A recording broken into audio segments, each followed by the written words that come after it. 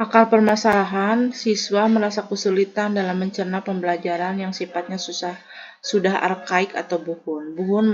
Contohnya materi pada pelajaran bahasa Sunda yaitu materi wawancara, carita pantun, pedaran budaya Sunda.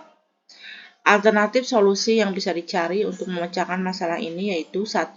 Rancang modul atau RPP yang di dalamnya ada penggunaan IT untuk mempermudah mendeskripsikan bahasan yang akan diajarkan. Yang kedua, libatkan narasumber hidup yang bisa menjelaskan atau pernah mengalami, melihat, atau menggunakan materi yang akan dibahas. Contoh, mewawancarai tokoh, sesepuh, orang tua, kakek, atau nenek. Hasil pemecahan masalah yang didapat yaitu dari beberapa tahap yang dilalui. 1. Daya serap terhadap pemahaman materi meningkat dilihat dari hasil grafik nilai ulangan. Yang kedua, siswa menjadi kenal dengan budaya atau tradisi leluhurnya.